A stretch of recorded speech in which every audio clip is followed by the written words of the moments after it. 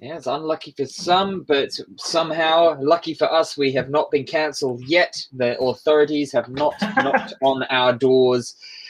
I am one of your hosts, George Terran, alongside the talent, the man, the myth, the legend, Mr. Travis Croft. How are you today? I'm well. You're all lucky I'm joining you.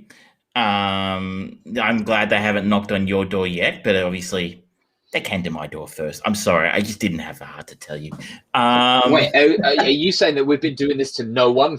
How long have we been doing this show to no one? You just figured out that no one was listening? I mean, like... You've been paying those people in chat, haven't you? Those Russian bots come cheap, my friend. Yeah, how hard have you said is that we could totally get a Twitter campaign going, no worries at all. A friend of the show, Julian Smith and Greg McFalse have started a podcast. Oh, fucking copycats. I know they're copycats. But they've been working on it now for about, I want to say 6 weeks to 2 months. And that's the first episode. Wow. And see, we're more reliable than that. Maybe that's because they put effort in and they write things and edit things and that sort of thing. But I've been trying to start a Twitter campaign to hashtag release the Smith cut. Oh dear. It's just going to be a thing now. It's going to be release the ... Yeah.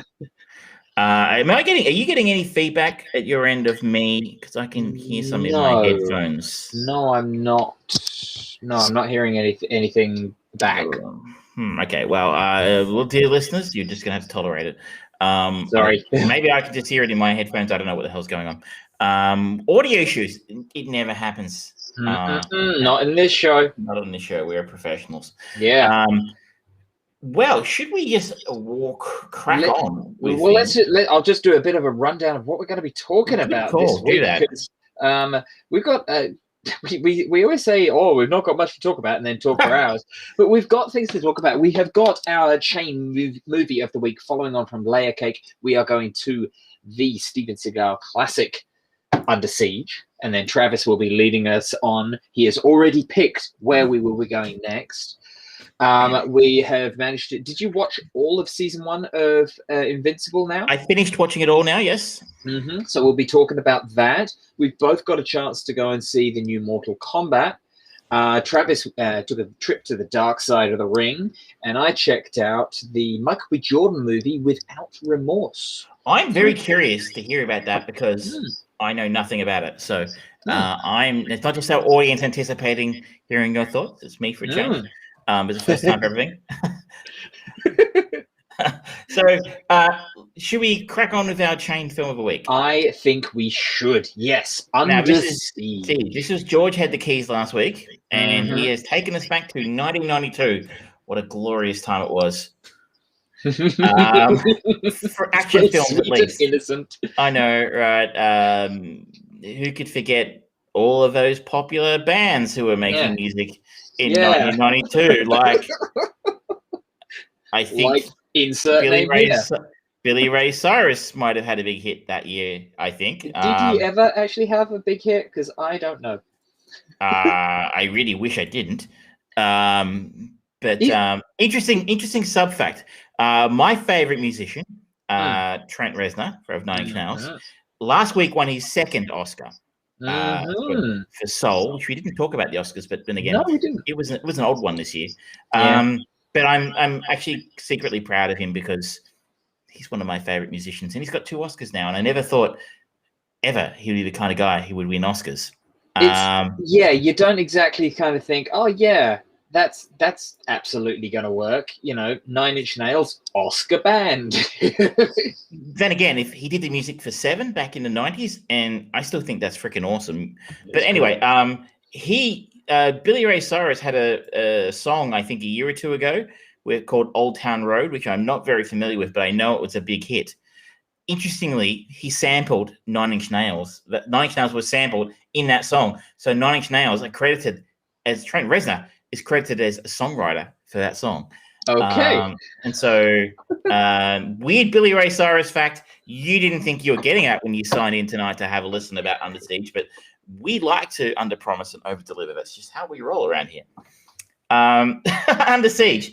Under Siege. What is Under Siege?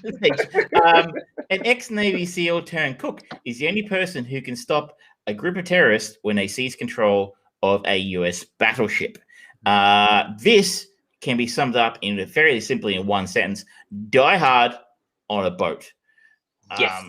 Pretty much all it is. But hey, the die hard formula kind of works. That's why we've had Die Hard on the boat. We had Die Hard on the plane, Air Force One. You had Die Hard in the White House, which is White House Down. White House Down. Olympus Has Fallen. They've done it twice. Yeah. It's a really common formula, and it's we had a Die Hard in space. If not, I shouldn't give them ideas. We basically did. There was that the Guy Pearce one. Oh yeah.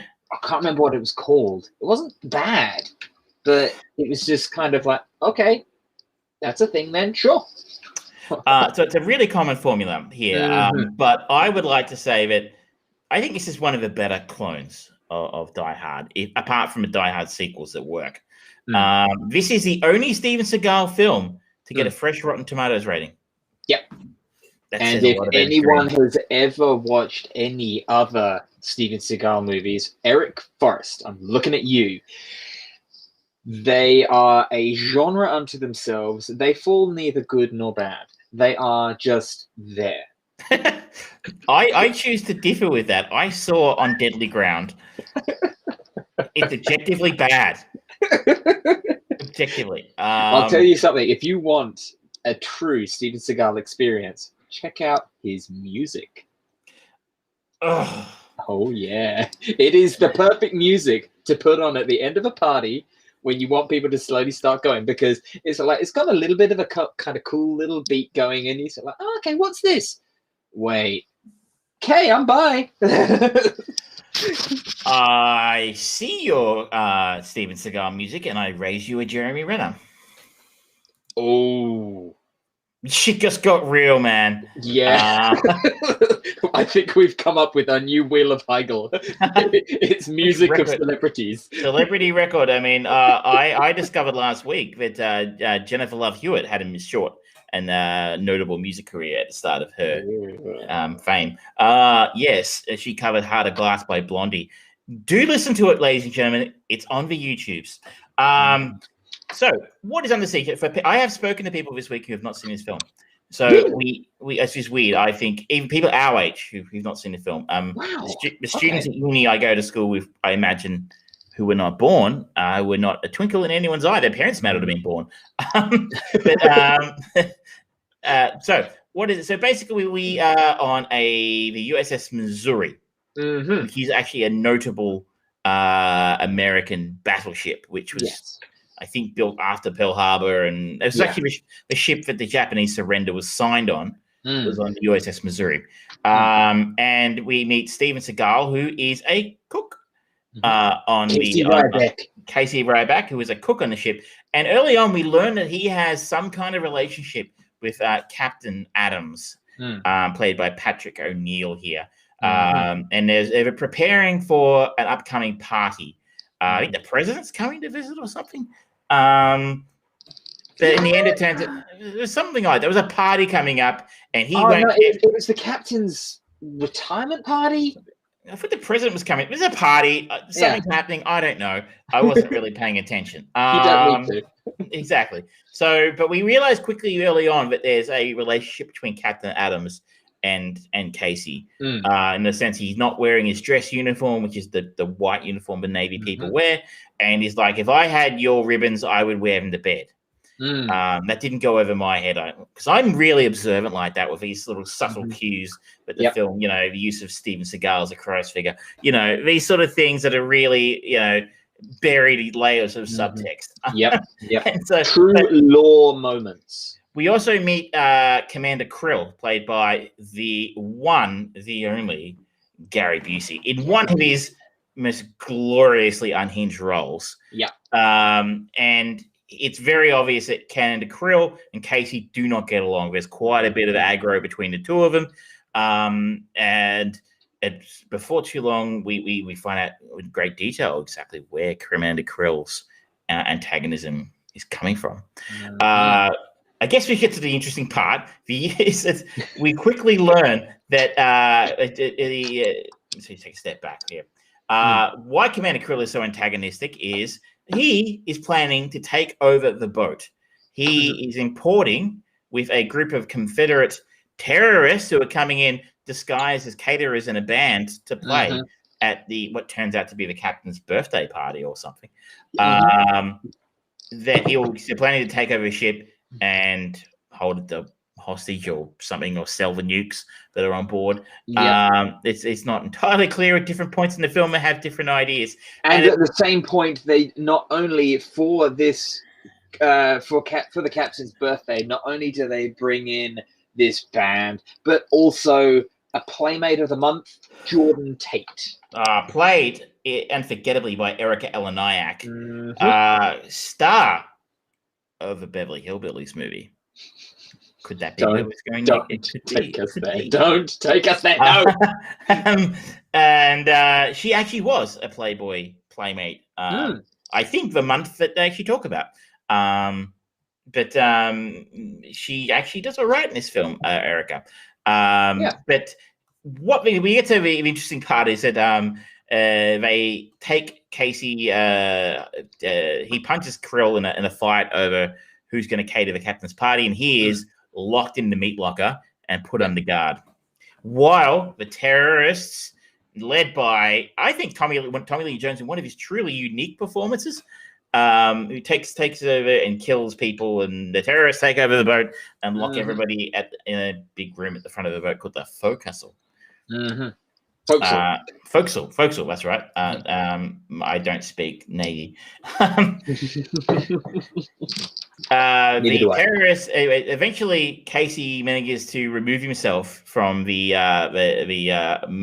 removed from the meat locker by the terrorists who've come down to take care of the soldier and the Navy person, what they're called, sailor, who's keeping watch him. And the sailor actually is a familiar face. If you're a fan of the Fugitive, yes, and the sequel, which was U.S. Marshals, yes, it was. Yeah, he is the guy with the ponytail in that movie. The kid who gets like the shot.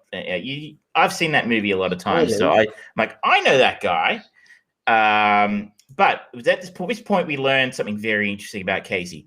He may look like a cook. He is not just a cook. He's in fact an elite Navy SEAL. Who saw that coming? And he's able to quickly dispatch the terrorists who have been sent to kill him by Tommy Lee Jones and Gary Busey, with some very with a throwing knife action and some wavy hand karate action, which I really enjoy. Like, you know, when you're watching the show, you can see we're obviously deeply trained in these Steven Seagal. Yes. We are part of the school of Seagal. Either that or it's Peter Garrett dancing. You decide, ladies and gentlemen. If there's a reason, if there's ever been a reason to tune into the live stream, that was it. That's it. So I enjoy the wavy hand karate moves, but it's a wonderful fight scene between the two of them, and we quickly learn he's not someone to be fucked with. Yeah. He quickly before long he discovers Jordan still inside the cake, who has been drugged at some point, I think, by Tommy Lee Jones in order to put her to sleep. He gives her sleep sickness tablets, which actually tend to be sleeping pills, I think. Yeah, I don't quite know whether that was intentional or not. I don't know whether she just accidentally OD'd on them. It's not exactly explained, and we just move on. Like, I'm not really sure why she's there. Like, she's there as the birthday present for the captain. Yes, but put ourselves in the shoes of Tommy Lee Jones as terrorist leader, and you're like, what exactly purpose did Jordan have in his little cunning plan? I mean, if she was there to distract people, surely they would have wheeled the cake in and distracted people, then shot people and took over the ship. And they did it pretty effectively without a naked woman in the cake. Stop poking holes in Stranix's plan. The most famous scene in the film, I think, or one of them, is the moment where Casey notices the cake, moves the cake out of her way, the fake cake with Jordan, and Jordan pops out of the top, topless, and starts her dance routine, believing she's now dancing, doing her bit for her job. And apparently, I don't know how true it is, but the IMDb trivia does say that this tape had to be replaced on a regular basis because that section of the tape wore out so fast it was rewound and rewatched so many times. That's now, like the same kind of shit that, you know, the most freeze-framed moment in all movies is the Basic Instinct's leg crossing moment. Yeah. It's like, okay, sure. Yeah, well, I would believe it personally. If you were a 14-year-old boy in 1992, and I'm not saying I was. I actually was, but let's not. This is not hypothetical. This is relevant to the story right now. This is hypothetical. This is not about me. It's not about blaming people who wore out the VHS tape. Why did you rewind that section? It's not about me. Don't king shame. if you just so happen to have been a 14-year-old, 15-year-old boy in 1992, you know, getting your hands on that kind of content wasn't as easy as it is today, kiddies. You know, you had to go out and pretend you were interested in watching, you know, a taut erotic thriller like Basic Instinct, or you sit through Madonna acting for, 2 hours in Body of Evidence. Or you go and see Sirens with Elle Macpherson in it, and, you know, be a film about Australian artists because, Elle Macpherson was in it. Oh, yeah, I like art house movies. Yeah, sure. I'm quite a fan of Hugh Grant's career to this point. I mean, yes, he's very good. He was in that film. But anyway, so that is the story. It was at the time this film was a huge hit in video rental shops on VHS tape. However, the stores had to continually replace their copies as Erica Eleniak's striptease sequence was frequently worn out from being constantly rewound and replayed by viewers. It sounds like an urban myth to me, but it could be true. I could see how it would be true. But anyway, I would like to quote Erica Eleniak here in the sense that I think she's actually very good in this film. It would be very easy to shit on someone who is essentially a model and not an actress, and critique her performance. But I found her very not. And I'm not doing this because she's attractive. Of course, she's attractive. She was a model in the Playmate, but she's actually very convincing and easy to watch on screen. I would agree with that. Because there's always that, especially when you go back into something like this era of action movies, there was always the hot chick being dragged along, and they were there to be the eye candy, and they would always be fucking annoying. They were poorly written. They were just literally there as set dressing with tits, essentially. And it's not much better of an actual writing of a character, but she just plays it quite well. Like, she has a freak out when she realizes her situation, when she comes out of the cake, and she doesn't suddenly become a badass, but she becomes useful. And it's like she actually plays it all well and kind of more realistic than most of the other characters on the screen. And somehow, for the first time ever, someone has on-screen chemistry with Steven Seagal. I know. I was shocked too. And she does. She gets her and Seagal work where they work well together on screen. Maybe it's because neither of them can act. There's a little bit of, camaraderie there, look, they work off each other well. And the funny thing is that I wonder, Seagal kind of feels like he knows he's in a bad movie or a cheesy movie. Yeah. And that's kind of, again, that's just kind of his jam. That's kind of his acting speed. but she plays it quite straight. Like she's the straight man, really. If you think about it, she's Dean Martin to his Jerry Lewis, which is kind of from sublime to ridiculous. But especially when you think about the outlandishness of Tommy Lee Jones' character, he is just going. This is kind of. This could almost be used as his audition for the fucking Joker. He's just sociopathic. He swings for the fences with every single conversation. He's chewing the scenery. Yeah, he really is. And then you've got Gary Busey being Gary Busey, and you've got Steven Seagal being Steven Seagal, and they're all kind of larger than life, odd people in larger than life, odd roles, and she's like the everyman. She's the audience, isn't she? Yeah. She's the audience, who found themselves in this crazy position. She also has one of the best lines in the film where there's a shootout going on in a hallway between the terrorist and Steven Seagal, and he says something on the lines of, she goes running after him down the hallway, and a guy she was sitting with goes, "Where are you going?" He says, "The safest place in this boat's behind him." And that's actually a quote it's actually a corruption of a quote that somebody said during the Second World War about a Medal of Honor recipient. So props to the writer for dropping that kind of obscure shit in there. Yeah. As the plot moves along, the basic gist of it is we now have our ex-Navy SEAL, we have our Playmate working together to try and recake the boat and defeat the terrorists, essentially. Part of it is actually they managed to figure out how to get in touch with Washington. And they talk to the generals that's how we learn a little bit more about who Casey is, his background as a Navy SEAL, why he was working as a chef, basically. Something he worked on, an operation he was on went south in Panama, and he handed his medals back or some bullshit. And the only way he could continue in the forces without a discharge was to work at that very low level of seamen. And he followed the captain to this role so he could see out his 20 years and get his pension was the gist of it. We also meet the cunning and nefarious CIA man who is in every one of his films, who ended up sending Casey on that unsuccessful mission with Bad. We find out later. Meanwhile, the terrorists are doing terrorist shit. They're welding stuff and they're trying to offloading the missiles and stuff like that. And they've got a submarine. Ooh. It's amazing how many submarines are pretty readily available in these kinds of movies. They're just kicking around, you know. You can jump on Etsy probably and buy one these days.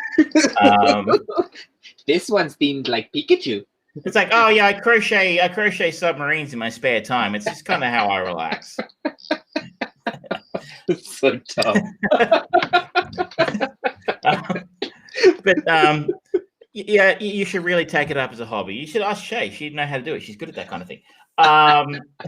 But the idea is they're going to somehow offload his missiles into a submarine. Somehow. I don't know if you've ever seen a submarine up close, but they usually don't have large loading bays on the surface. You could just slide anyway. That plan, but but you know what? That's fine. That's just fine. I am being a bit picky, and it follows a fairly familiar sort of trajectory from there. We have Casey pick up a few other stragglers who help him out, and running gun battles, and there's explosions and hand grenades, and before you know it, it's just down to Casey and the bosses.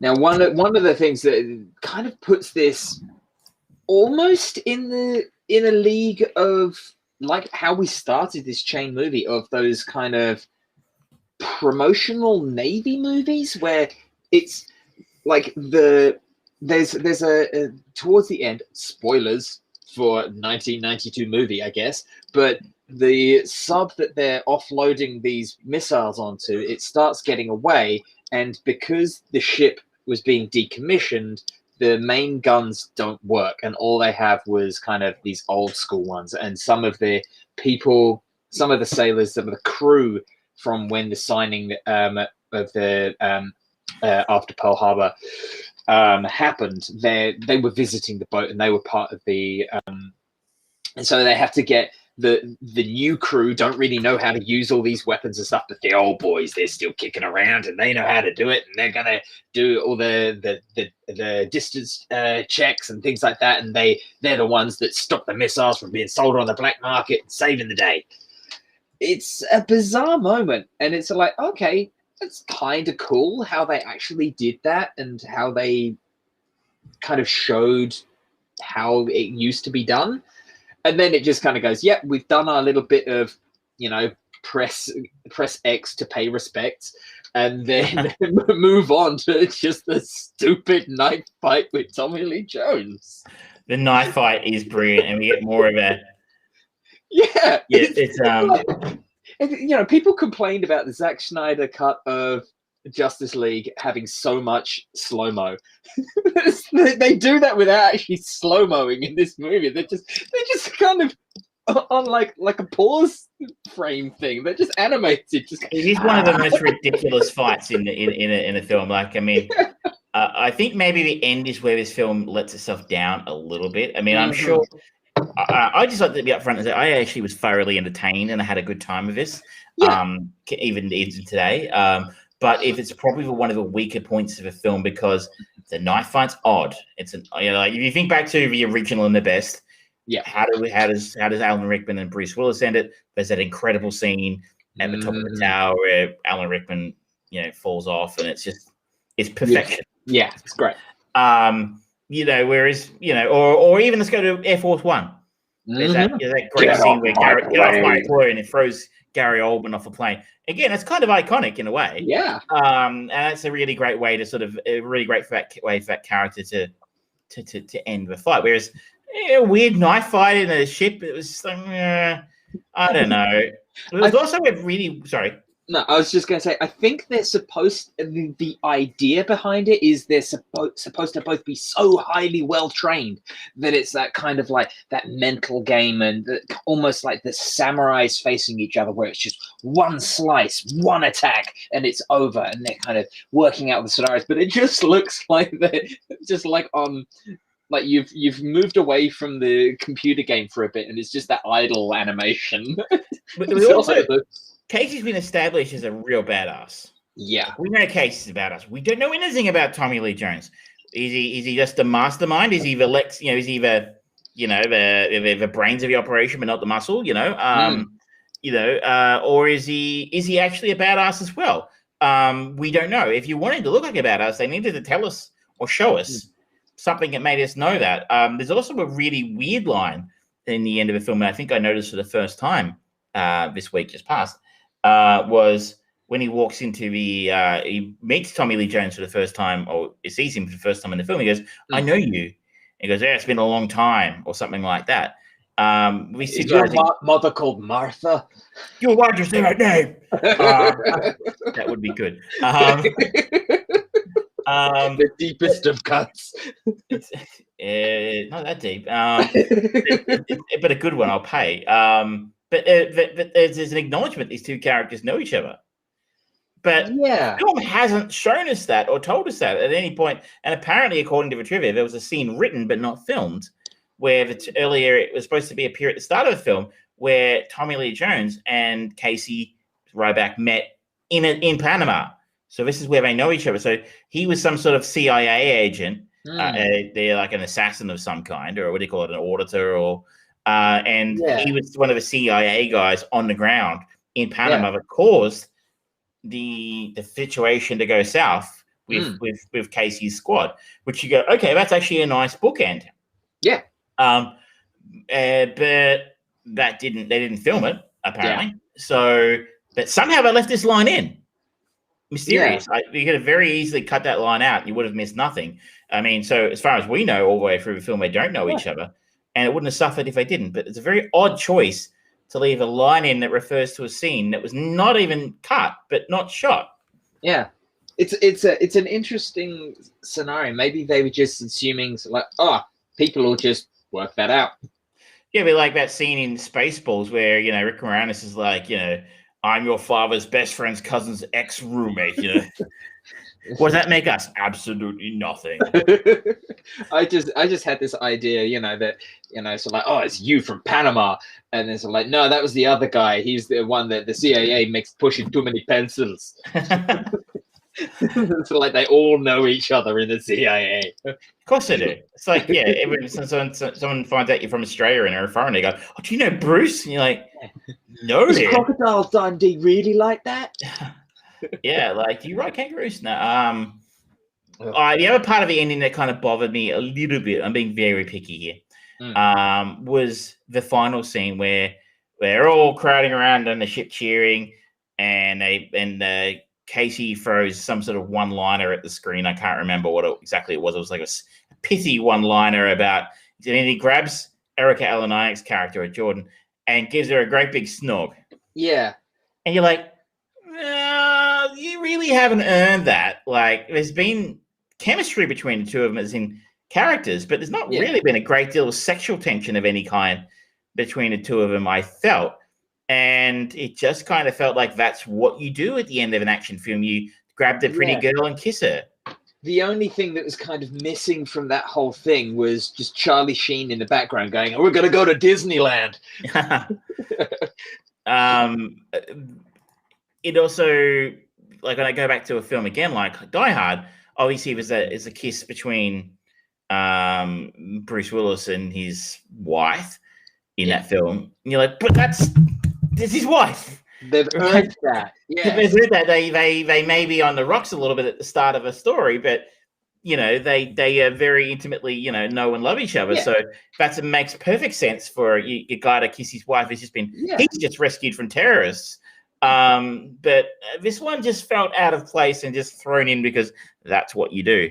Yeah, there's not many action movies that do earn that kiss. Like they do in Die Hard, they do at the end of Speed. Like Keanu Reeves and she even kind of makes a joke about it, saying, "Oh, something about the adrenaline and so many relationships that end." It's like, yeah, but you two have fucking gone through shit and you had chemistry throughout this whole thing, so you go for it. That's all good.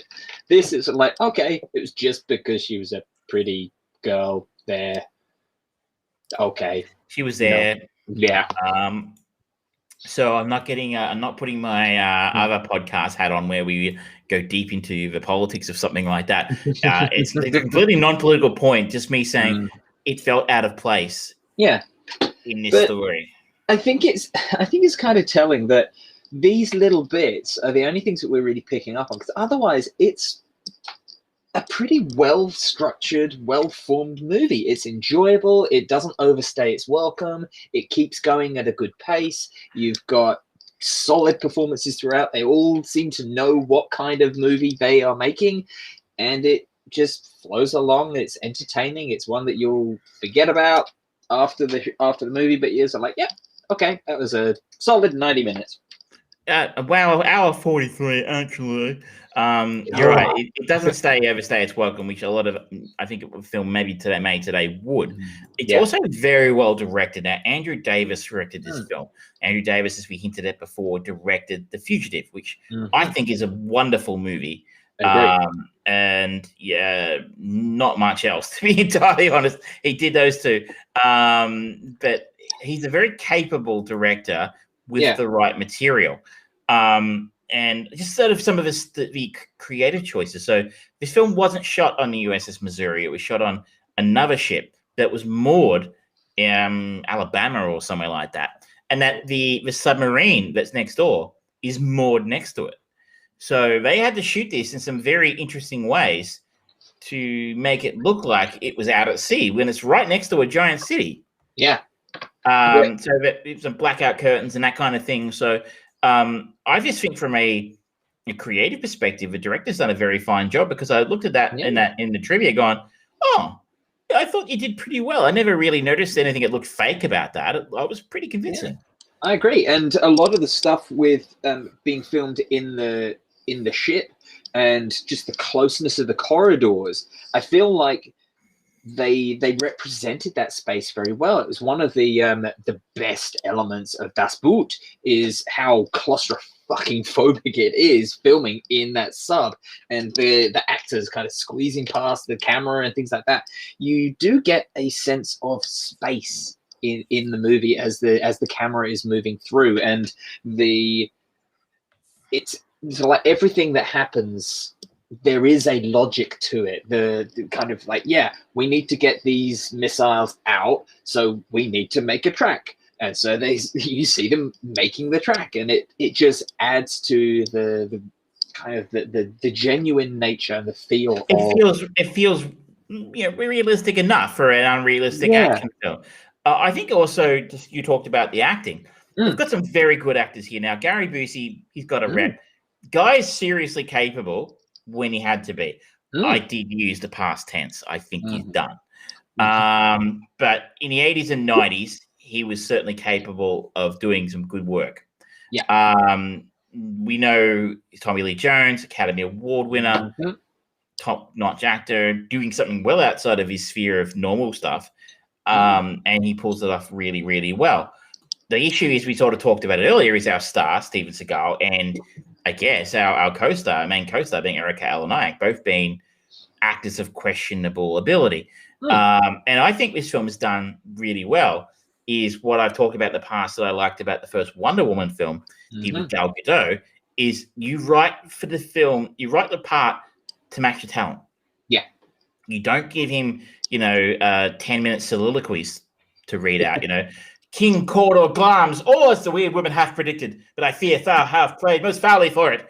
I kind of want to see that. Steven Seagal is. It'd be like that. It'd be like the fake trailer in Last Action Hero. Steven Seagal is Hamlet. This fair prince, who said I was fair. To be or not to be, not to be. I really love that movie, by the way. That is a great movie. It is a great movie.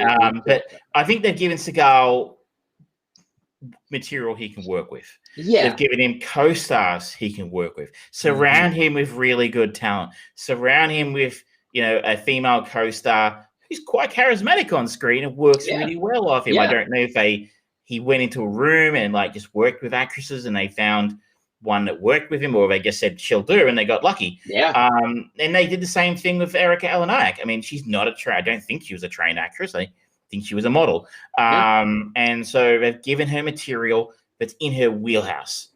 She's not emoting a lot, right? Other than a few basic things here and there, and that's fine in a film like this. You know exactly what you want these people to do, and they'll take you from A to B in a really entertaining way. Steven Seagal is going to give you value in the 80s and 90s in your fight scenes. Yep. So I think that is, look, whether they did it by accident or by good planning, I don't know. But it's worked out really well. The writer is J.F. Lawton, who I don't think he did a whole lot else. He did Pretty Woman. He wrote Chain Reaction, which is an underrated movie. For a very good reason. It blows. No, it doesn't blow. It's just kind of a forgotten average one. But I would say he also did commenter. DOA. DOA. I like that movie. You cannot bag me out for liking Chain Reaction and then say you like DOA. I remember liking it. It's got Kevin Nash in it. Come on. DOA has one reason, and that's just because of pretty ladies. I remember seeing it and liking it, but it's been a long time. It's been a long time since I saw it. Sure. It also fits nicely into my video game movie theory. But anyway, I can see it's an acquired taste. I see you aren't educated in the ways of Holly Valance, and you are the poorer for it. But he hasn't done a lot. But whether he's talented enough to have actually written stuff directly for Seagal, I don't know. Andrew Davis had certainly worked with Seagal before, so that would kind of make sense that he knew what he was getting and, adapted the screenplay or whatever he was doing to actually fit Seagal's limited acting range. Yeah. I think, though, we've sort of said, it's a fun movie, and it's just nothing wrong with, if you're going to rip somebody off, rip off the best. And you've done it pretty well here. Exactly. I 100% agree with that. Now, where are you taking this next? I seem to have incurred the wrath of the audience.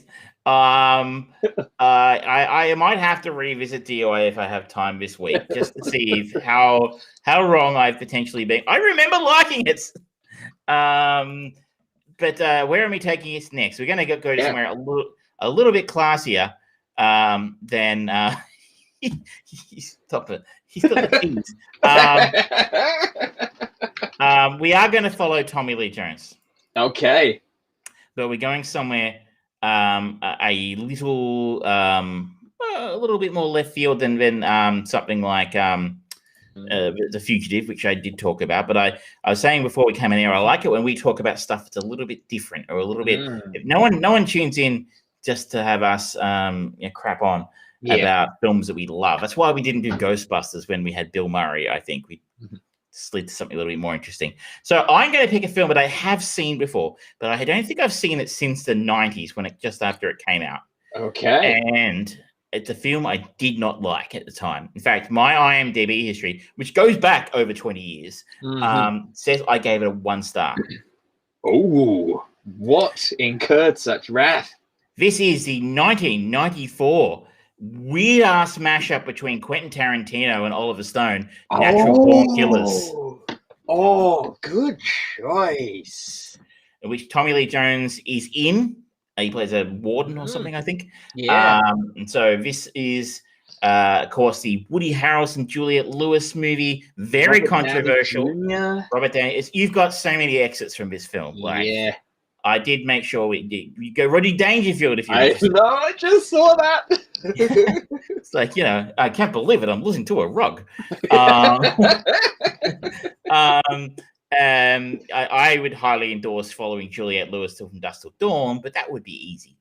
But anyway, I vote with Jared Harris is in this as well. So I hated this film when it came out. I think it's a very strange film. Quentin Tarantino's writing and Oliver Stone's direction is like oil and water. They just don't mix. But it does have a very good rating. It's a 7.3 in IMDb. It has a 74 Metascore. Yep. And a little bit like for my other podcast, The Throwback, available wherever good podcasts can be found. We watched This Boy's Life not so long ago. The Robert De Niro, Leo DiCaprio film. I hated that film in high school, but watching it now, I really enjoyed it. So I'm wondering if maybe I'll have a different experience of Natural Born Killers now than I did when I was younger. I already know where we're going next. There you go. I figured it would make it nice and easy for you. And it's also these kind of films create lots of opportunities for, like George to sort of think about, find us something interesting to go to next, and I said I actually did my homework in this one. For a change, we put effort in. I was prepared for a change. It never happens. Anyway, that's something to look forward to next week. This is the first Tarantino film in the chain. It is, isn't it? Yeah. Of sorts. Sort of a Tarantino film.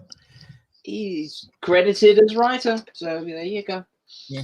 Now, let's move on. Let's go on to a topic near and dear to our hearts on this show. That is the video game movie adaptation. Of course, the buzz for the last couple of weeks has been this new rendition of Mortal Kombat. For those who are uninitiated, I think in our very first episode, which would have been 2014 or something, that was back when we were just a G&T podcast. We hadn't upgraded to our new persona. One of my standing predictions was that one day video games would be to film what comic books have become to film. Yes. So you go back to the late 90s, early 2000s, comic books were trash. Yep. You threw it against, you pissed it against the wall with films like Daredevil and Elektra. No one respected it. Or Batman and Robin. Whereas it took that Marvel Universe thing 13 years ago now, Iron Man, to really go, actually, you know what? If you treat people's beloved properties with respect, there are squillions of dollars in it. Yes. Who'd have thought? And all of a sudden, and now as you can see, like there was that Marvel announcement of stage 4, I think. Yep. They're just pumping the shit out, and it's liquid gold. It's basically a tap of money no one can turn off. They are making so much money on it. It is ridiculous. And comic books are basically cinematic gold. Like like there's that story that Marvel tried to sell their catalog to Sony in the 90s for like $50 million or something. Yeah. Right? It's where, can you imagine what Marvel would be worth now if Disney decided to try and sell it? Yeah. It would be outrageous. So I have always contended that one day someone will get a clue and start treating video games as with some respect, and it will become the pot of gold, the next big pot of gold of the rainbow. Is Mortal Kombat a sign that might finally be coming true, do you think? I think it's another step in the right direction, because we've had a few. Obviously, some of the financially successful ones and socially successful ones, I guess you could say, Detective Pikachu and Sonic the Hedgehog. They both took a good amount of money in this. Sonic the Hedgehog was an interesting move because the initial trailer, they had redesigned Sonic in this weird-looking way, and because of such vehement backlash, they invested more money into the movie and they changed the design of it. And the movie itself worked, all things considered. It had more of a story than any Sonic game has ever had, and it was successful. And Detective in Pikachu, a way, that's actually what I'm talking about, though, right? Like that may have been the turning point here, because they opened up with that shitty first trailer. That was exactly what studios do. We are treating your beloved product with complete and utter contempt, and all of a sudden they sat up and went, "Oh, people really hate when we disrespect things that they love." Yeah, and they spent 6 months, spent the money redoing it. All of a sudden, people actually responded to that respect. Yeah. And probably also the fact it was a decent film. I haven't seen it. They turned it to the theater. Yeah, and so we're slowly but surely getting these elements coming through. This, I don't think this is the one that's going to bust the dam at all. I think it's going to take something. Maybe this Uncharted movie. My hopes are not high. I don't really actually see much point of any of the Naughty Dog games being converted into movies, because their games are designed to be cinematic. It's like, okay, you're just telling this story in a different medium because you want to make money. There is no point, because you're taking the literal player control out of their hands and they're just watching. So you're kind of missing a little bit of the connection there. But you know what? If they're good stories, so if they convert into good movies, I'm okay. I'm with you here. I don't think this is the straw that Brett Camel's back, but I think this is a very positive step forward. And that's not entirely a result of the fact the film's great. I think the film's done very well financially so far, for a film in the pandemic world that we're in, when the unspecified virus of unknown origin has kind of, just completely shut so many cinemas down in different parts of the world. I think it's done pretty well in terms of financial. It's been greenlit, I believe, for 2 sequels. Doesn't surprise me. And I had as much fun with this movie as I've had at the cinema since I can't remember. Okay. I liked this significantly more than Godzilla versus Kong. Which I think was supposed to be the same type of thing. Like, it's a big, dumb CGI spectacular that you're supposed to just turn your brain off and have fun with. Yep. Godzilla vs. Kong was fine for me, but I just enjoyed this significantly more. But we're going to give people a synopsis for those who are uneducated. MMA fighter Cole Young seeks out Earth's greatest champions in order to stand against the enemies of Outworld in a high-stakes battle for the universe. I think that's half right and half very wrong. Kind of pretty thin. Does anybody not know that Mortal Kombat are a very successful series of fighting games? I'm sure everybody must know that. Well, you think about the legacy of Mortal Kombat. It came out and it had like 2 or 3 really successful games, because it's sort of like they used their unique style of animating people and having. Back in those days, it was kind of like, wow, you can actually very realistic graphics. Very realistic graphics for the time. And gore, so much gore, violence, and blood. And this was one of the games that was taken to US court as like, no, this is terrible for the young people. Look what they're showing you. And this was instrumental in getting the age rating on computer games. It was one of the big targets.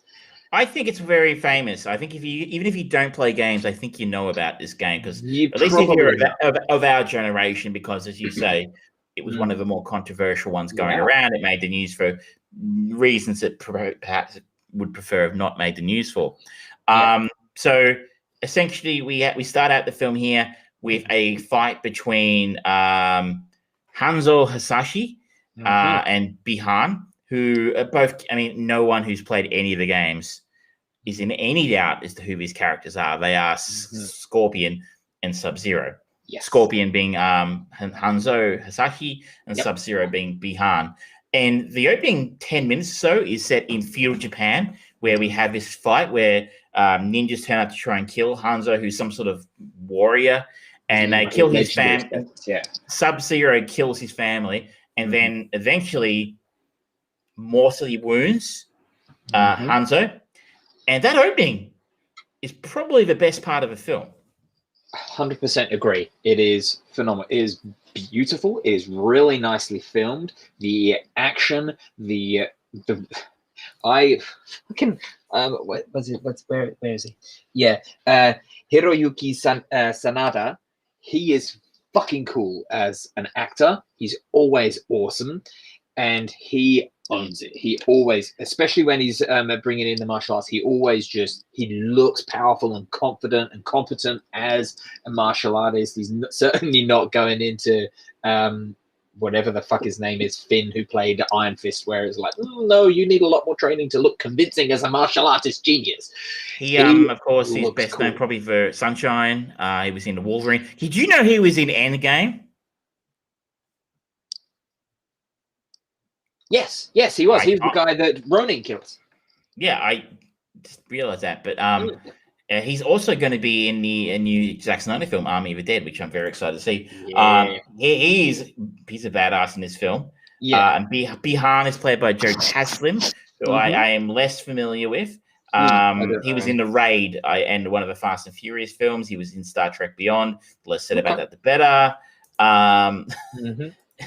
They're both far and away the most interesting characters, three most interesting characters in the film. So we have this amazing scene at the start, the fight between the two of them, as Hanzo is eventually killed, and then he, rather than just dying, his body sort of bursts into flame and disappears. All of this is in order, this fight is in order to save his infant son, who's been hidden from Bihan, who is trying to end Hanzo's bloodline. I can't say Hanzo without getting a chill down my spine. There's something about Hanzo mains. No. This is an Overwatch reference. I don't do Overwatch. I was in the other one. You're in the other one. But his son escapes being killed by Sub-Zero, and we cut forward, to the present day, where we meet Cole Young, played by Lewis Tan. Cole Young's superpower is sucking any interest or heat out of a story. It's quite remarkable, that talent. He is about as talented as an actor as a plank of wood. I mean, I have no idea what Steven Seagal reference there. I think Steven Seagal is in a different league to Lewis Tan. See, now this is my big problem with this movie, is it does the same fucking problem where it's like, oh yeah, we've got this property, we're going to create a totally new character to follow because, why not? Come on. My friend told me this, who I saw this with my friend Simon. He's like, I've got a new character. I'm like, there are like 150 bloody characters in a video game now. Why wouldn't you pick one of them? Yeah, and there's no definition as to what Cole Young's ability manifests. It's like, what, just armor?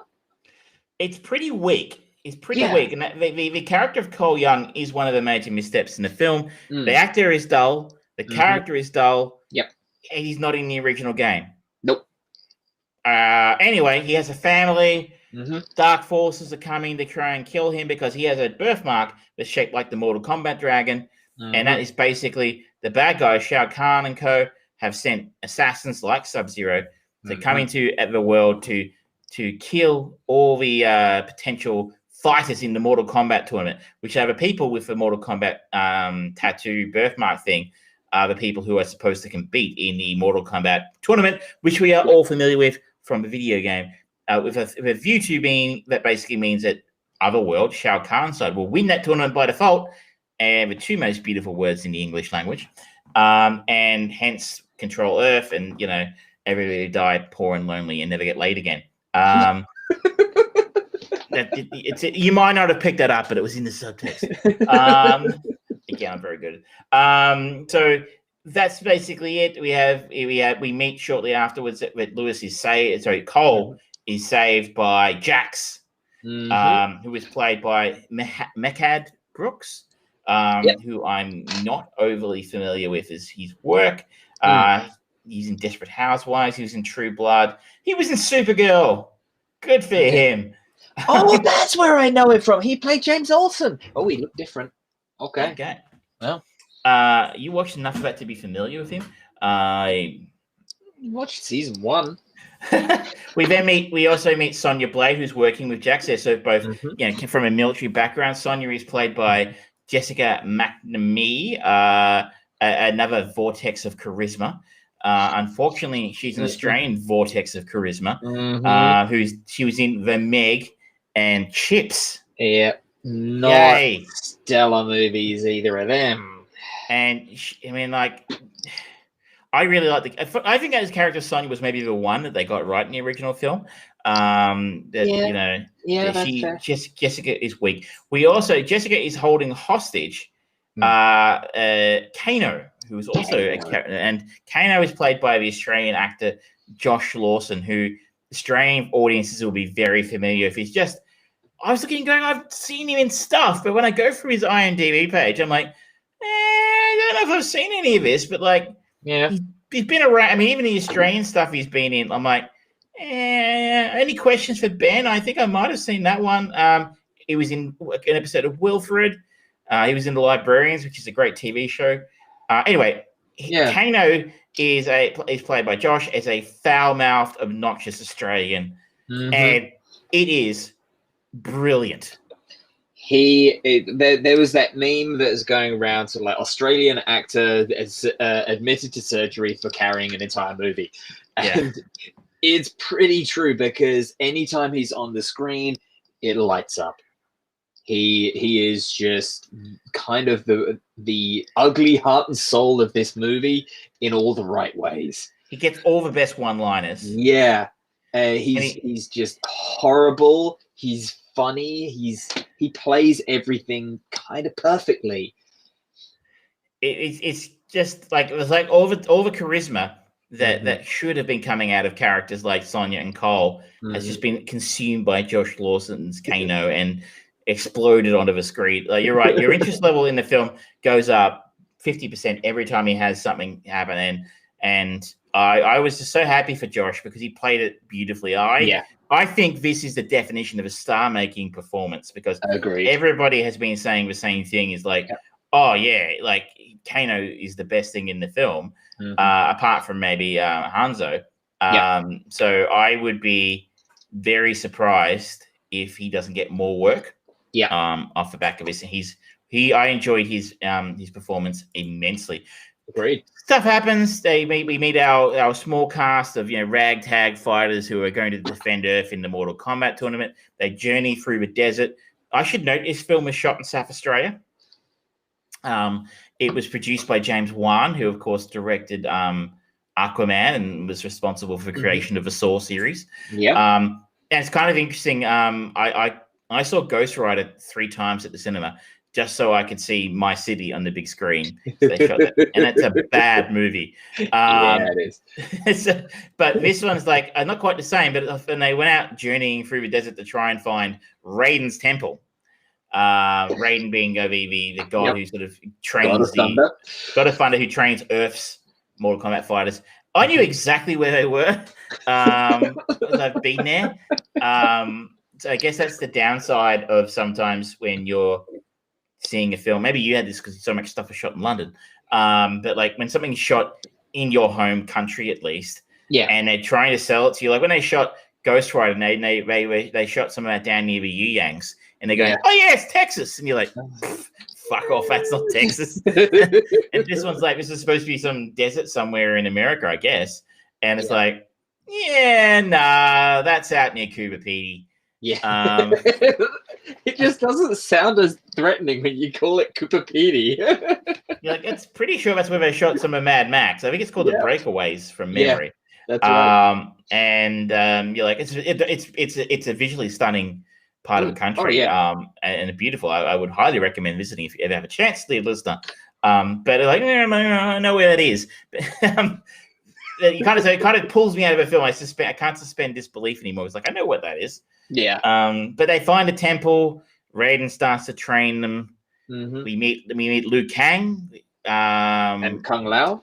Kung Lao, again, characters from the original game, and you're a little bit disappointed how short shrift they were given.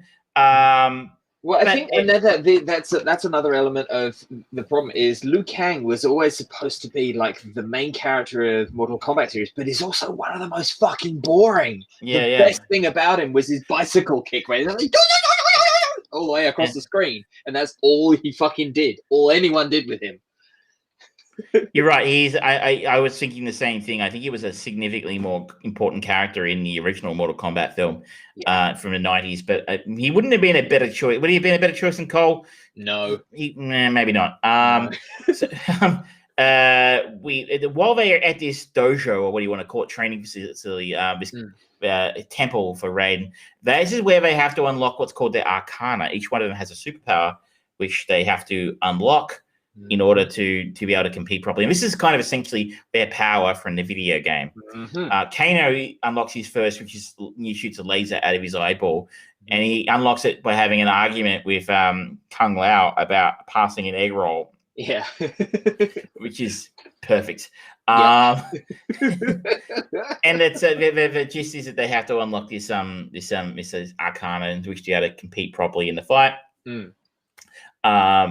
We at this point in time, Shang Tsung invades Raiden's temple to try and end the fight and kill all these people. Now Raiden has to put up his bullshit shield to protect them from anything bad happening.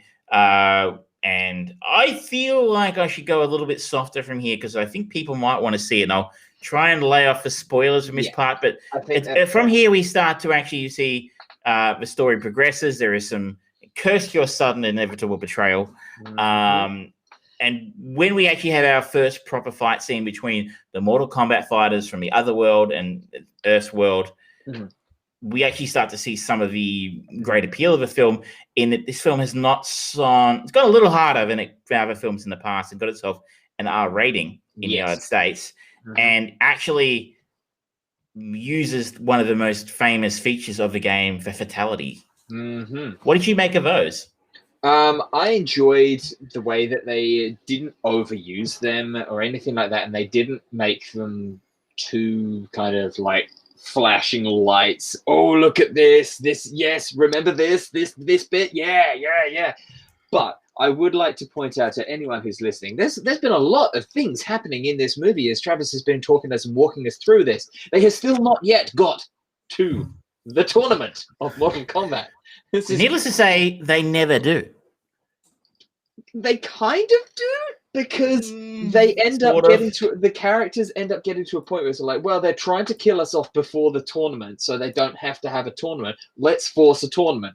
The tournament is they're out, and it's like, okay, but there's not many people left anyway, and it's all one-on-one fights. It's not quite a tournament. I imagine that might be what the sequel is. The problem for me with this movie is that it tries to do too much. It's trying to get to the Avengers team up movie before it's actually just told a story and just introduced us to all this, because it throws a lot of shit at you if you are not new to it. It's kind of like, okay, who the fuck is this lizard guy, and why the fuck is he here, and what's this, what's that, and who, you know, it's a lot all over the place. If you have some Mortal Kombat history, you know it, it's like, okay, that's cool. It follows along, but it just tries to do a lot. It's like, get to the fucking fight. That is fair. I am not the right person potentially to assess that, because I played a lot of a video game back in the day, or enough to know who most of the characters were. A couple of them are like, who's that guy? But you're right. I had enough background in the story to go, I think I know what's going on here. And you're right. It does throw a lot at the screen. Yeah. But at no point does it take itself terribly seriously. True. It knows its theme and it sticks to it.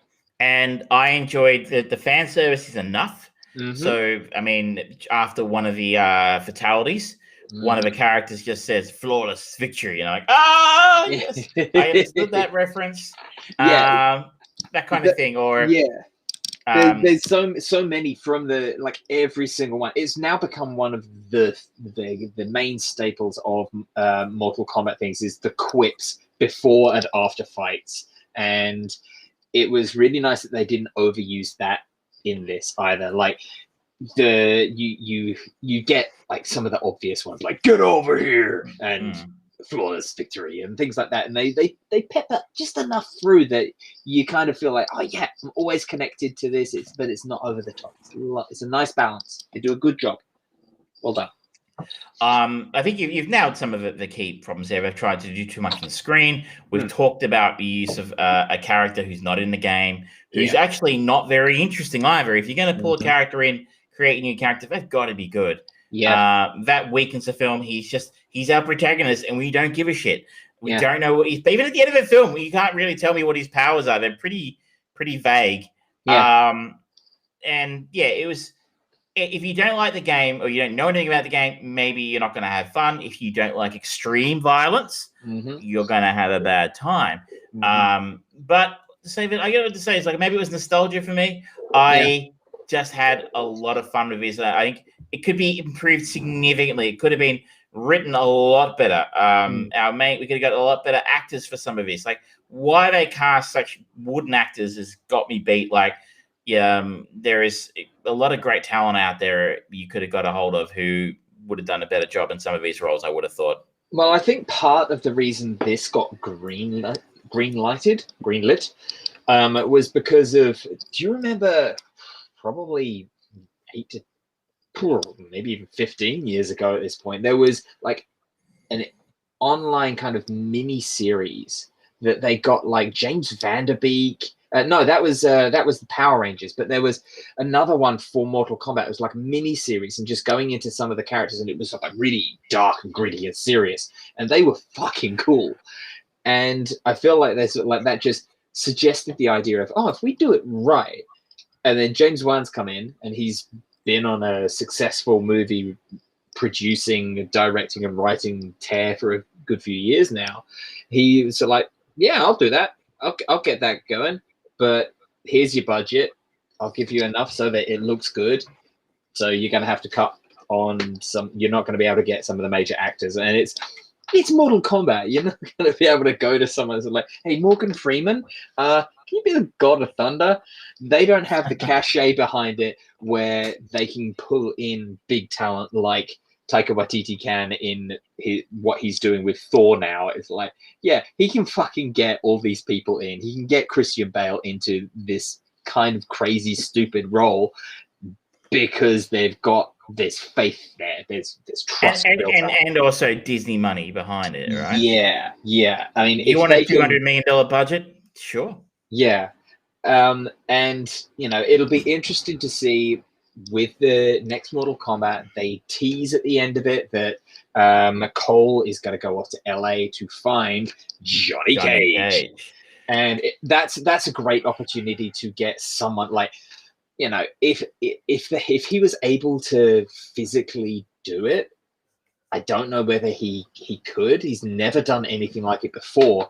But Johnny Depp as Johnny Cage could be kind of genius casting, because he's an he's on a bad luck string of a lot of shit. He's on the outs generally. Just give him the part where he plays that. He's playing this braggadocious asshole of a character. It could kind of work. He'd have to get in the best shape of his life. Exactly. That's the hang up. But CGI legs. Right. Okay. CGI splits. There's also the politics of this, and that Johnny's kind of toxic. Yeah, exactly. So it could be his redemption role. We will see. Obviously, we're definitely going to. This has grossed $66 million worldwide so far in a world where most American cinemas are still closed. Mm-hmm. And I think this is a Warner Brothers title. Yep. So if I'm not mistaken, this went straight to HBO Max in the States. So yeah, because all their movies are going straight to HBO Max now. I believe so. So I think that also has to be brought into that equation. Mm-hmm. And obviously only HBO would and Warner Brothers would know, how well it's performed on that platform. Yeah. And word on the street, it's done well around the place. It's got good word of mouth. It's done well. Yeah. I think it's a sign that we are moving in the right direction on comic book films. I agree. I had fun. I enjoyed myself. It was 90 minutes of brainless stupidity. And I would say more than that. It was an hour 50 of brainless stupidity. And I guess for me, I'm not invested enough in the property to really give a shit about how they treat it. I just but I remember it fondly enough to have fun with it. So maybe if you're not quite in that sweet spot, you might not have as much fun. See, now what they need to do is just get these other two Mortal Kombat movies and get them really doing well and get that steam going. And then someone needs to come along and have Street Fighter, Mortal Kombat versus Street Fighter in the future in 10 years' time. I think you're missing the obvious choice here, and that's Mortal Kombat versus DOA. No. Sorry. Not sorry. Mortal Kombat versus DC. Yes, that's happened in game, and that would be really hilarious. And if that was the birth of the new DC shared universe, that would be fucking hilarious. They do own both properties, Warner Brothers. Yeah, they do. Mortal Kombat versus King Kong. Someone out there would be working on that Street Fighter 1, by the way. Oh, someone will be doing after the success of this film. Yeah, someone's working on it because someone owns the rights to that, surely. Yeah. But the last thing I'd like to say is I was very, very disappointed in this film, though, was that there was apparently a toasty gag shot. Oh, yes. Which was cut out of the film at the end. I hope it's on the extras in the DVD or something. All the way through, I was just waiting for a toasty. Nope. I think that would have been a little bit too breaking the fourth wall for most people. Yeah. But I just really hope, I hope that they do not introduce animalities, because the animalities fucking suck. Friendship. Oh. So we're getting deep with some deep cuts. Should we move on? Let's move on. Should we talk about Invincible? Invincible. So I just caught the last 2 episodes of season 1. For those, we've been talking about this for a few weeks now. So I just to quickly cover it off if you're perhaps not familiar. This is a animated superhero show in Australia. It's available on Amazon Prime. I think it's a Prime exclusive. It's a Prime exclusive, yes. In other territories, if you want to take a look, it's a very adult-oriented superhero show. Yep. It has been written by Robert Kirkman. He of Walking Dead fame, and it features some top-notch voice talent: J.K. Simmons, Walton Goggins, Zachary Quinto, Stephen Ewan, Sandra Oh, and Clancy Brown, Mark Hamill, Seth Rogen's in here, John Hamm. So and we really, I think it's fair to say we've both really enjoyed the season up until the finale episodes. The main sort of, I guess, the dramatic tension of the film has been about the character of Mark Grayson, who is the son of Nolan Grayson, whose alter ego is Omni-Man, the essential Superman of this universe. An indestructible alien who has to date protected Earth from all sorts of threats. At the end of episode 1, we see Nolan, Omni-Man, brutally kill the rest of the Guardians of the Globe, who are essentially the Justice League. Yes. And he absolutely slaughters him in one of the most brutally shocking scenes I have seen, live action or otherwise. It's incredibly well done. Yep. It's awesome. And slowly throughout the show, it's kind of been a series of two stories where it's kind of the birthing of Mark's superpowers as they finally kind of activate within him, and him becoming a superhero known as Invincible. And then cutting away, they never actually legitimately call him Invincible until like much later. It's always cut off. Him coming to sort of like understand what kind of superhero he's going to be as well, versus the opposite side of that is his father being this lauded superhero, the most potent, powerful person on the planet, and his turn to the dark side, it seems. And then it's not until these last 2 episodes that we really get the two of them on a collision course finally, and it's powerful. Oh, it is. The drama between Nolan and Mark it's next level, right? Yeah. The fight scene is really well done. So essentially, the gist of the last couple episodes is Mark. Debbie Grayson, Nolan's wife, has become aware of the fact that he killed the Guardians. The CIA type, agency who work with Nolan are aware of it. And they indicate that only Mark might be the only person on Earth who has a chance of going toe-to-toe and stopping Omni-Man or Nolan, if you want to call him that. And Nolan basically comes clean with his truth of where he's told his son, you're an alien from such and such a planet. I can't remember what the aliens are called. It's called them Kryptonians because it just randomly... The Viltrumites. They send protectors out to different parts of the world, the universe. Sorry. We might be getting our co-host. Are we getting our co-host? I don't think so. I think he's taking a comfort stop, ladies and gentlemen. This never happens. Where was I? So Nolan comes clean with Mark about the truth of what a Viltrumite actually does. They're not sent out as protectors to protect the universe. They have a far more dark and nefarious purpose behind them. I should probably have put the spoiler warning up. You did put the spoiler warning up. It's at the bottom of the screen. You've been warned. Viltrumites, rather than being sort of that really sort of, helpful sort of Kryptonian sort of way of doing things to protect us, they in fact are a giant universe sort of galactic empire type thing who are trying to take over as many planets as possible. And one of their tactics of doing so is sending out loyal soldiers like Nolan to go into worlds they're interested in taking over in future and basically weaken it from the inside, which is what Nolan sees himself as having done when killing the Guardians, is basically weakening the planet in order to make a future invasion by the Viltrumites easier or less likely to face resistance. And he would like Mark's help to come along with him and actually help him, continue to undermine or weaken Earth's defenses in order to assist in this potential future invasion.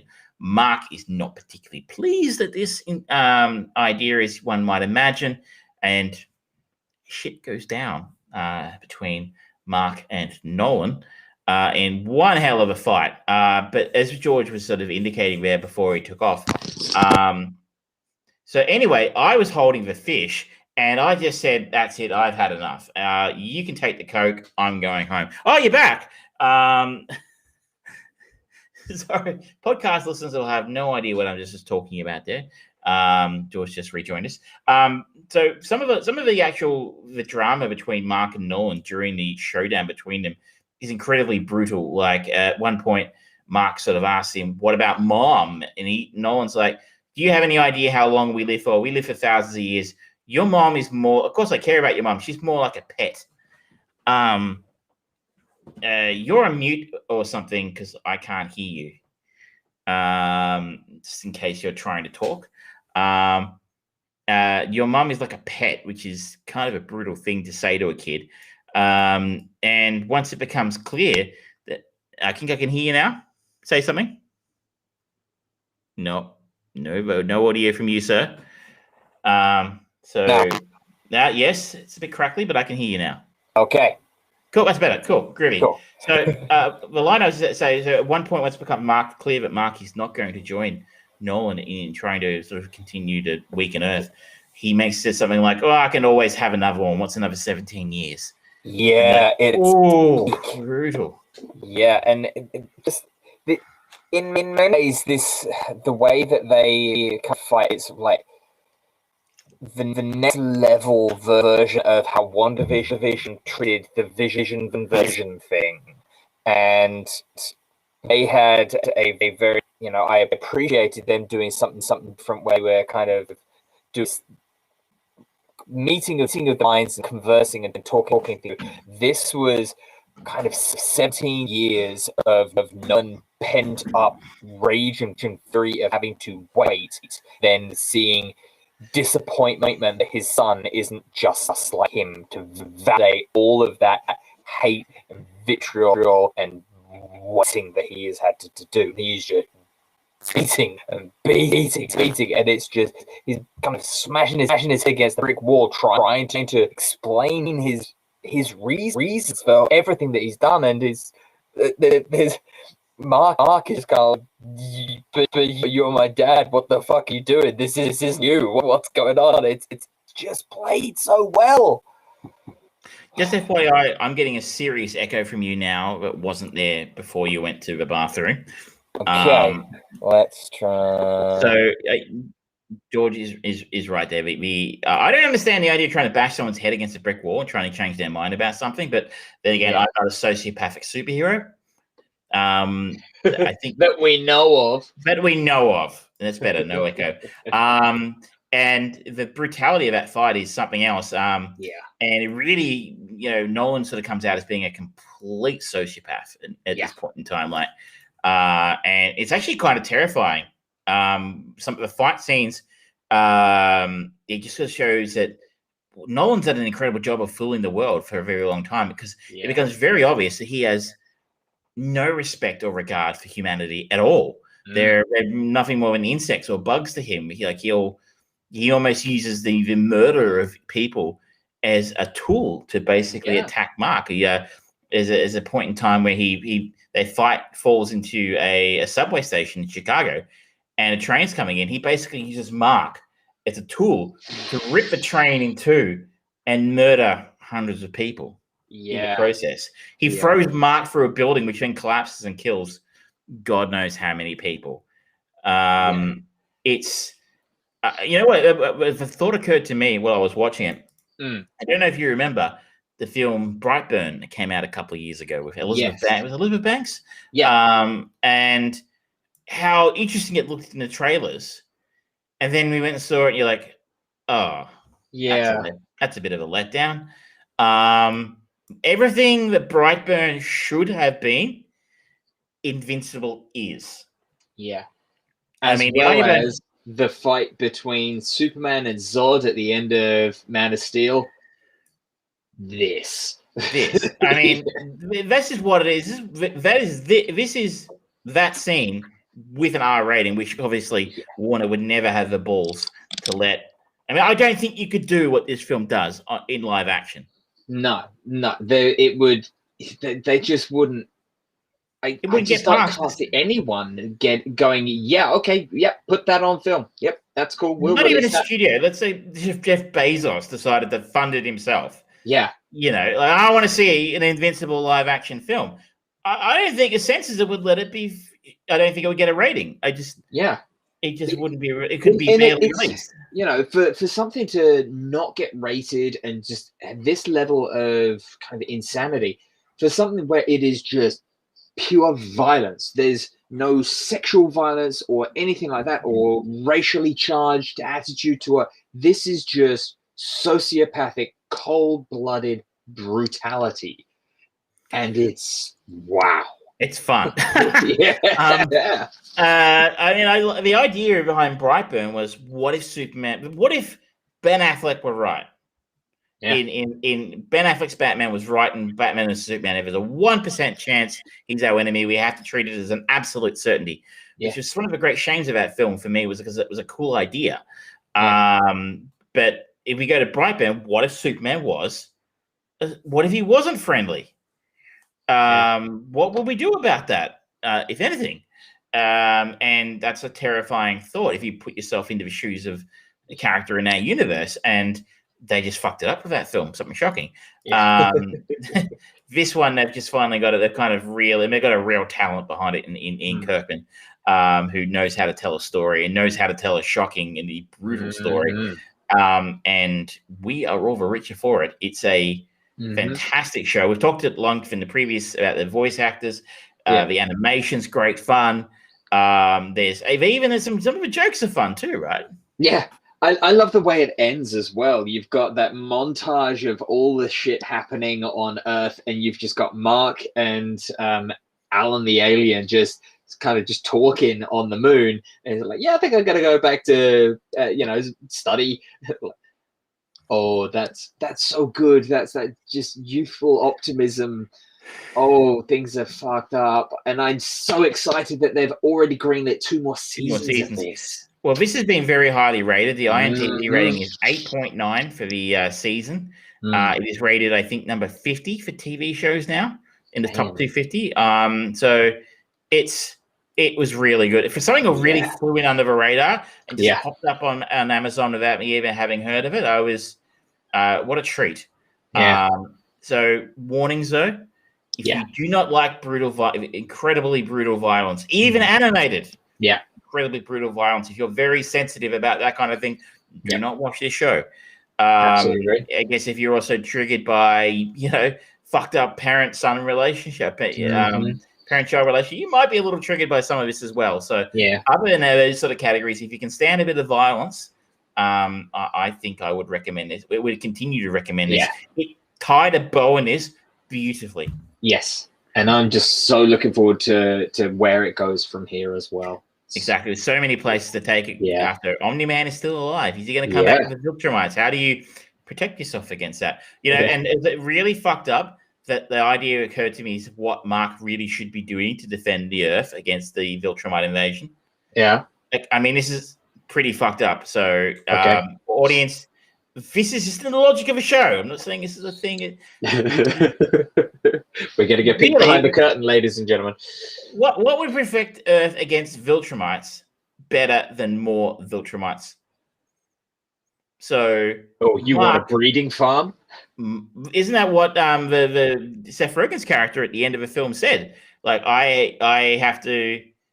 We had to have. I was born in a breeding farm. I never met my parents because that's how his civilization was destroyed by the Viltrumites. So, Mark probably should be ensuring there are a large number of Viltrumites available to defend the planet. Damn. So do not vote this guy into any form of power, ladies and gentlemen. We'll be doing some fucked up shit before you know it. This is purely a setup for Invincible XXX, the porn parody. We're doing this to save the planet. Honest. I don't know where the ideas come from. They just pop in my head. Don't ask me to explain my art to you. Did you want to have a chat about the new Michael B. Jordan film? Yeah, I will actually. So I was looking for something else to watch, something to talk about, and Michael B. Jordan has proven himself to be a very competent, very capable, very likable actor, and he has been popping up in more and more roles that have continued to impress. Like, he has been one of the standout characters and actors in Black Panther when he played Killmonger. It was a fantastic role for him. It was great. He proved his mettle in the the Creed movies as well, kind of following on the legacy of what was laid down by Rocky. And the movie that kind of helped escalate him to where he is now is Chronicle, the found footage Josh Trank movie before Josh Trank went off and did Fantastic Four. Whoops. So Michael B. Jordan has built up quite a roster and quite a cachet of respectability as an actor. And so him coming in and doing a new show, a new movie for Amazon based on, well, it's got the moniker of Tom Clancy. I don't know if it's actually based on one of Tom Clancy's novels, because a lot of stuff gets produced with Tom Clancy's ... to it. But this is a movie called Without Remorse. It comes from Amazon Studios, and it's an interesting one. It's got a lot of potential. There's some good actors in it. I'm just going to pull up. I see Michael B. Jordan in here. I see Jamie Bell, Guy Pearce. Yep. I don't think I've heard of any of the others. And it's really hard to say. It's sitting at a 42 for Metascore, which I think is a bit unfair, but I can see where they're coming from, because for those not in the know, John Clark, Michael B. Jordan's character, is a Navy SEAL. It's a theme this week, apparently. He goes on a path to avenge his wife's murder, only to find himself inside a larger conspiracy. And that is the story in a nutshell. But it kind of plays a bit more like a kind of think something like Taken, or one of those kind of overpowered, highly trained characters on a quest of vengeance, revenge, however you want to phrase it, death to his enemies. And it tries to do more with like a conspiracy angle. There's CIA versus Black Ops kind of back and forth, and clandestine operations and people backstabbing and politics playing into it. And because every now and then they keep peppering in this notion that someone's trying to start a new world war, but they never really follow on from that too much. And it's just like this, like a cloud in the sky that's permanently there, never dropping any rain. It's just there, kind of like, oh yeah, tomorrow we strike. No, I mean it. We're going to do it this time. No? Yeah. And it's kind of frustrating, because there's a lot of potential in there. A lot of intrigue is built up, and the actors are good in their roles. Michael B. Jordan is fucking cool as a Navy SEAL. And Jamie Bell is great as a fucking asshole who works for the CIA, but he still looks in place when he's going through with the squad and stuff like that. Guy Pearce is being Guy Pearce, and he is kind of a generic political figure in this movie, so he doesn't really get much to do. And there's elements of it that feel a little bit like Man on Fire, the Tony Scott movie from like nearly 18 years ago, maybe. But it doesn't reach those levels of brilliant violence. And there's not any of the political intrigue that you get with a lot of the typical Tom Clancy stuff, or what they've been trying to do more with the Jack Ryan TV series on Amazon with John Krasinski. It feels like it's trying to do too much and not actually focusing on, okay, we know what we want to do and we're going to just deliver that. It's really frustrating, and it feels long. I don't actually know how long it is, but it just feels long. And this is kind of an hour 49 minutes. So this is the same length as Under Siege. Yeah, Mortal Kombat. Yeah, sorry, or Under Siege, or about the same as both Mortal Kombat and Under Siege we talked about earlier. Yeah, where those two movies had a very set style in mind, this doesn't, and it just keeps on teetering from one side to another, and it's really frustrating, because you get these moments where there's just characters sitting around a table talking, and it's like, okay, you're going to try and go. Oh no, you're moving back to the action-ish. Okay. Oh, and then the final kind of shootout sequence and the last 20 minutes is cool to a point, but it never feels like it really kicks into gear. They are stuck. They're trapped. These guys are trapped, and it's like, okay, this is where they're going to really just kind of let everything hang out, and they're just going to go, whoa. Nope, they don't. And it's like, okay. It's a bit of a shame, really, because the character of John Clark, or John Kelly, depending on what you want to call him, Michael B. Jordan's character, is a character we've seen in other Tom Clancy films.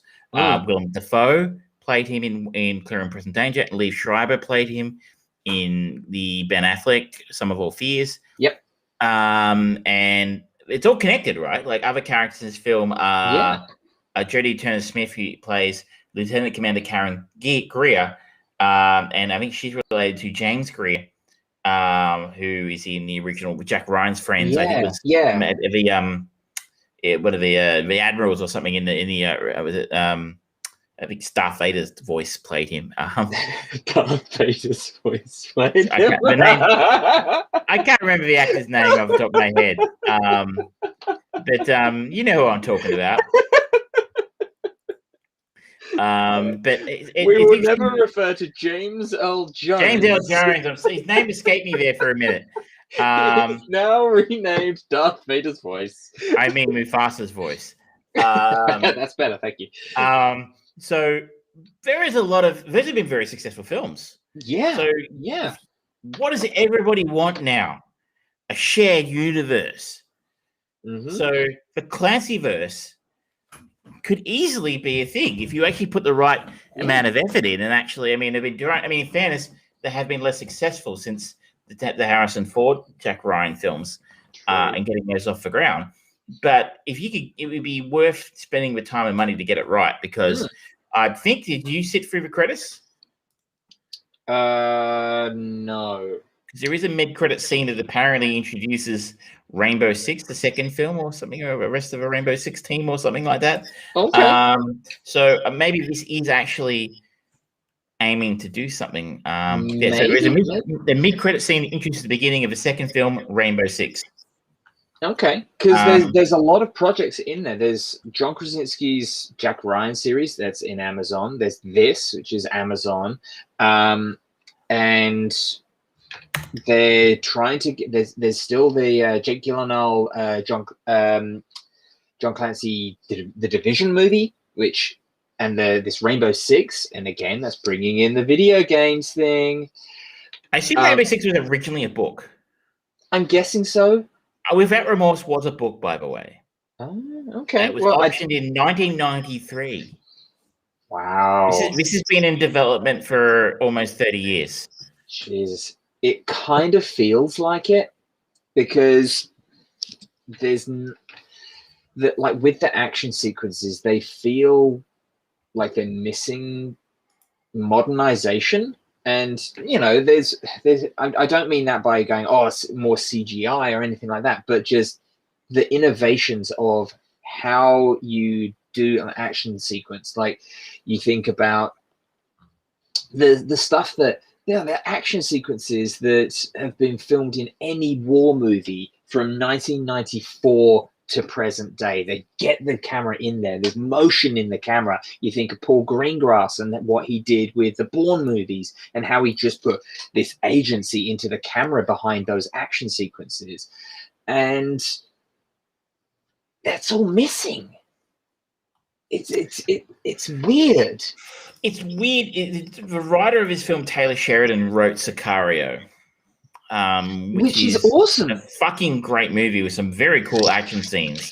He also wrote the second Sicario film, which I haven't seen, but I understand it's all right. So it's interesting that someone could write something that good. But I mean, the director, I've less knowledge of, Stefano Sollima. Yeah, he directed Sicario 2, which I have not watched. And not much else that I've seen. A bunch of TV. Me neither. There's a lot of TV, but it's not badly directed. It's just uninspired. What's the difference between is he's not Uwe Boll. He's he's Paul W.S. Anderson is who he is. Yeah, kind of. It's like it's overall a movie that gets from beginning to end, and it kind of does what it's trying to do, but it just feels like it's big, Lebowskiing its way through. It's like, okay, there's no pace here. There's no heartbeat, and Michael B. Jordan he's still fucking jacked from the times where he's been Apollo Creed and Killmonger, and he just looks fucking hardcore, and you look like you want him to kind of go, okay, go fucking nuts, get your goddamn revenge, and he's just like, all right, not yet, I'm not allowed to. Like, just let him go. It sounds like it's a waste of its star. Yeah, it is, and I think that Michael B. Jordan actually helped produce this. I think he was or an executive producer on it or something like that. Akiva Goldsman was one of the producer names, and yeah, Michael B. Jordan was a producer. Akiva Goldsman is a bit of a wet blanket when it comes to a lot of stuff. Like he is, he is responsible for Batman and Robin in many ways, and he's a very safe producer. He won't really kind of go balls to the walls. And that kind of explains a lot, I think. The anti-Bruckheimer. Yeah. This needed a bit of Bruckheimer, honestly. So it's not a bad movie. And if you are a real Tom Clancy fan, you may very well enjoy it. But otherwise, it's not got anything for me to really recommend it. If you got Amazon and you're bored, yeah. Don't watch Invincible instead because it's much better. Yeah. So honestly, yeah. I got to be honest. I'm going to give people a piece of free advice. If you see anything advertised as Tom Clancy's whatever, you almost know it's almost certainly going to be shithouse. Unless it's got Harrison Ford in it. In terms of movies, now video games, it's a bit murkier. But if a film or a TV show says Tom Clancy's,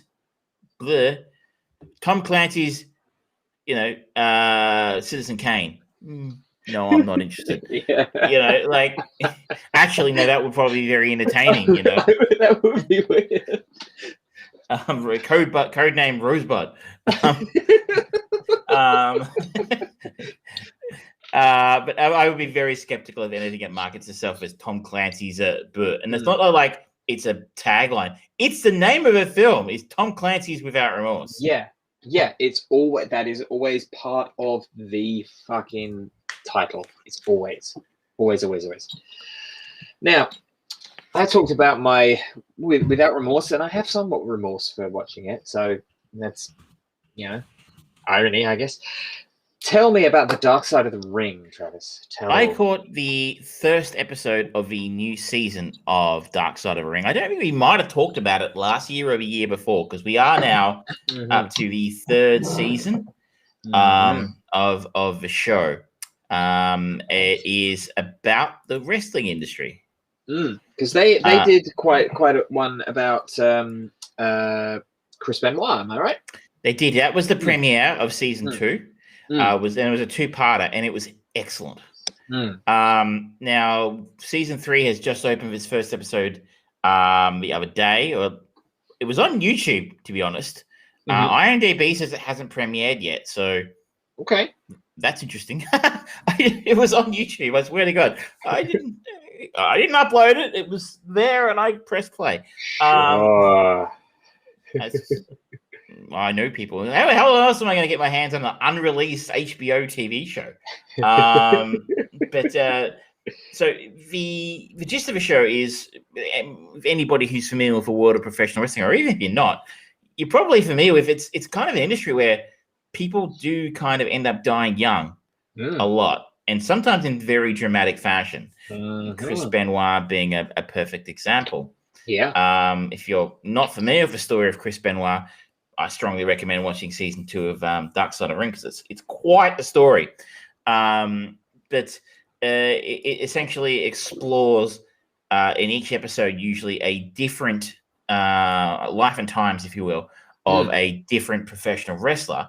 And we're not talking just like, the life and times of John Cena. He was really popular in WWE and then started making movies, and he's still really popular. Hooray! It would take some of the darker, is the title of the series. It will indicate Dark Side of the Ring. It takes some of the darker stories of the world of professional wrestling and tells those stories. So, for example, Chris Benoit was arguably one of the best or one of the best professional wrestlers in the world. Certainly one of the most popular professional wrestlers in the world, more respected wrestlers in the world, who, after a glittering career, ended up murdering his wife and son and killing himself over the course of a weekend. The weekend, mind you, he was supposed to win a world title. So there's a story there, right? How does that happen? And obviously, that when it happened, there was a lot of story about like roid rage, and I think that sort of started the conversation around CTE and concussions. Another episode in season 2 was the assassination of Dino Bravo, who was a Canadian professional wrestler who was gunned down in his house, and the murder. I don't think that murder was ever solved. Because he just happened to also be working as a mob enforcer. I can't imagine that those two things are connected, but it's narrated by Chris Jericho. If you're familiar with the world of professional wrestling, you must know who Chris Jericho is. If you're not, then you should educate yourself. He's the lead singer of the band Fozzy and has a very entertaining podcast. So season 3 opens with a story of Brian Pillman. Brian Pillman was a very successful professional wrestler in the 90s, and this show explores his early career, how he found his way into the world of professional wrestling, and then his early career, his lack of success, his need to earn more money led to the creation of the Loose Cannon character. I don't know if you're old enough to remember Brian Pillman, the Loose Cannon, which was kind of his real moment his moment of genius. It really changed the game a little bit there. It was a real game changer in professional wrestling, which I can just see people at home going, professional fucking wrestling. But I guess if I would be fascinated to know what a person who didn't know anything about professional wrestling would think of a show like this, because I don't imagine it's one they would expect to tune into. Because it's about wrestling. I'm not interested in that fake shit. And I guess this is the real side of the fake shit, right? I guess wrestling is choreographed, it's predetermined, but this is the real side of it. So Brian Pillman, he had a little bit of trouble keeping it in his pants, if you know what I mean. It's so rare in the wrestling world. Most of them are so well adjusted people. In bed by 9, up at 6 a.m. saying their prayers, taking their vitamins, having their Cheerios. But he had like 5 or 6 kids, or some crazy amount of kids, and he needed to be able to earn enough money to, I guess, get ahead for himself, support them. At the same time, you'd be unsurprised that professional wrestlers have a short lifespan. Whether it's fake or not, they put their bodies through a lot of stress in that industry. So there'll be a 2-part of it. Spoiler alert, Brian dies. Because he did. But yeah, I think, I don't know, have you watched it at all? Haven't had a chance, but I see that it is on SBS On Demand here in Australia. I think you would enjoy it because you're a bit of a fan and you remember some of his stuff. And so there's some nostalgia of it for me because I vaguely remember Brian. Or, the earlier episodes. I was a big fan of Chris Benoit. He was one of my favorite wrestlers. And so when that happened, I was just shocked. And the production values of each episode are really quite good. There are a lot of reenactments. So they have lots of guys, they shoot from the back in shadowy environments who look a little bit like, if you squint, look a little bit like Brian Pillman or somebody. Please tell me it's slightly better than those Crime Stopper reenactments. Oh, it's better than that. It's better than that. Yeah. But it's slow-mo guy walking to the ring. We're shooting him from the back. He just happens to have a blonde mullet. Yeah. He's wearing a jacket like Brian used to wear. It's the 80s and 90s. That could be any wrestler with a mullet. And they interview, depending on the episode, they talk to some very interesting people. In this episode, we're talking to Brian's sister, a couple of his kids. Stone Cold Steve Austin was a close friend of Brian Pillman, Jim Ross, those sorts of people who there's a lot of, if they're still alive, actually knew the guy in the involved, and they would have some insight into his story. And Benoit's one was particularly fascinating because Chris Jericho was a close friend of Chris Benoit. They kind of came up together, and so he does a great podcast episode. I don't know if you really want to go down that rabbit hole, but look, it's a bit niche. If you're not a fan of professional wrestling, I would say watch it and just put your brain, your predetermined bias that professional wrestling is bullshit aside for a second. Just check out a couple of episodes. Check out the Benoit episode if that's available where you live.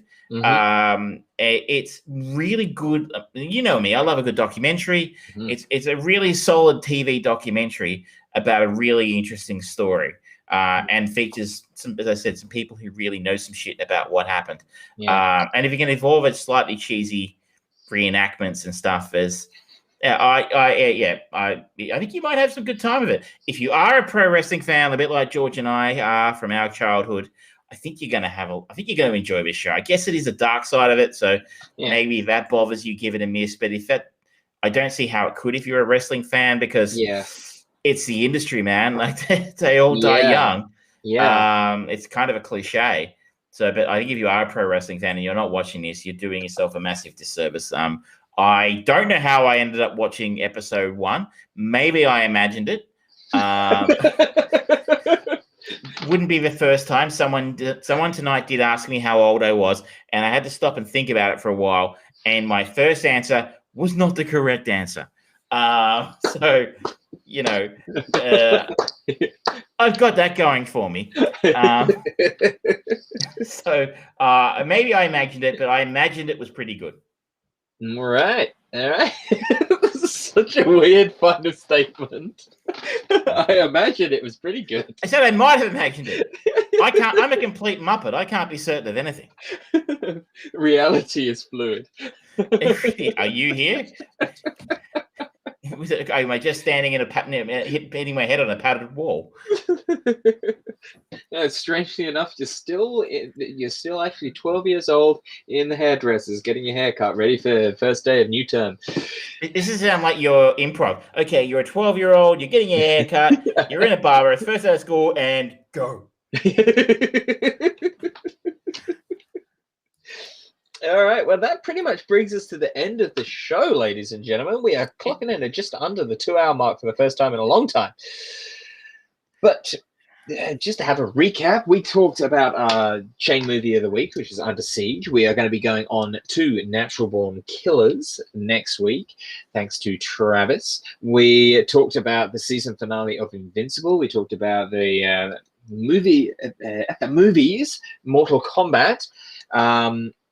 I talked about a little bit of disappointment Without Remorse, care of Amazon Studios, and Travis just talked a relatively glowing review of possibly the start of season 3 of Dark Side of the Ring. The alleged start of season 3, yes.